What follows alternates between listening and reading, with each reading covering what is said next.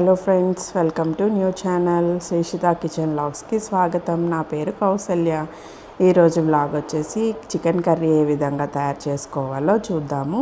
వ్లాగ్లోకి వెళ్ళే ముందు నా ఛానల్ని లైక్ చేయండి, షేర్ చేయండి, సబ్స్క్రైబ్ కూడా చేయండి.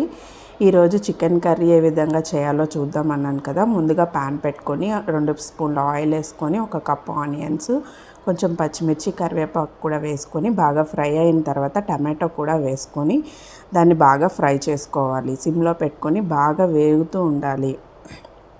బాగా వేగుతున్నప్పుడు కొంతసేపు మూత కూడా పెట్టుకొని ఇంకొంతసేపు వేపుకున్న తర్వాత మూత తీసి చూసుకోవాలి. అప్పుడు అల్లం వెల్లుల్లి పేస్ట్ కూడా వేసుకోవాలి.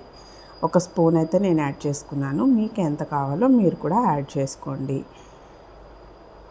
బాగా ఫ్రై అవుతుంది కదా, చూసారు కదా ఏ విధంగా ఫ్రై అయిందో. ఇప్పుడు కడిగి పెట్టుకున్న చికెన్ కూడా వేసుకొని బాగా ఫ్రై చేసుకుందాం. బాగా కలుపుకొని అదంతా మిక్స్ అయ్యేలాగా పెట్టుకొని మూత కూడా పెట్టి ఒక 10 నిమిషాలు అయితే మగ్గించుకోవాలి. బాగా మగ్గుతునేటప్పుడు మనం మూత తీసి ఒకసారి చెక్ చేసుకోవాలి. మాడిపోకుండా చూసుకోవాలి. చూసారు కదా ఏ విధంగా ఫ్రై అయిందో. ఆయిల్ పైకి తేలేలాగా ఫ్రై చేసుకున్నాను. ఇప్పుడు 2 స్పూన్ల సాల్ట్ టేస్ట్కి తగ్గట్టుగా మీకు ఎంత కావాలో మీరు అంత వేసుకోండి. ఒక 1/2 టీ స్పూన్ పసుపు వేసాను. కొంచెం గరం మసాలా కూడా యాడ్ చేసుకుంటున్నాను. చికెన్ మసాలా అండి. ఆ విధంగా ఒక 1/2 టీ స్పూన్ అయితే గరం మసాలా వేసుకొని బాగా కలుపుకొని మూత పెట్టుకోవాలండి. కాసేపు కొంచెం బాగా కలిపేసుకోవాలి. బాగా కలుపుకున్న తర్వాత అంతా కలిసేలాగా ఉంచి కాసేపు మూత పెట్టుకొని ఒక 10 నిమిషాలు అయితే ఉంచుకోవాలి. ఆ తర్వాత మూత తీసి చూస్తే చూసారు కదా ఏ విధంగా ఆయిల్ అయితే పైకి తేలిందో. ఆ తర్వాత ఒక 2 స్పూన్ల కారం అయితే వేసుకొని బాగా కలుపుకోవాలి.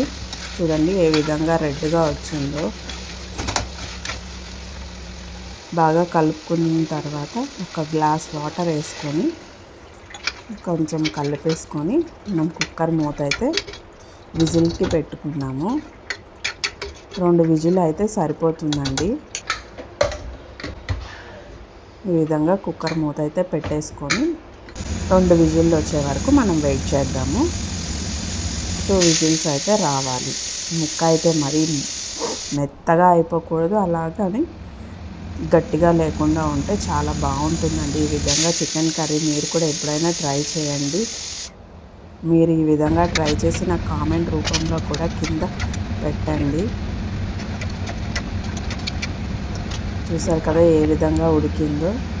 ఇలా దగ్గరగా ఇంకిపోవాలండి కూర అంతా. ఫైనల్గా మనం చికెన్ కర్రీ అయితే రెడీ అయిపోయింది. ఇప్పుడు కొత్తిమీర వేసుకొని గార్నిష్ చేసుకుంటే మన చికెన్ కర్రీ రెడీ అయిపోతుంది. చాలా టేస్టీగా ఉంటుందండి. ఈ విధంగా మీరు కూడా ట్రై చేయండి.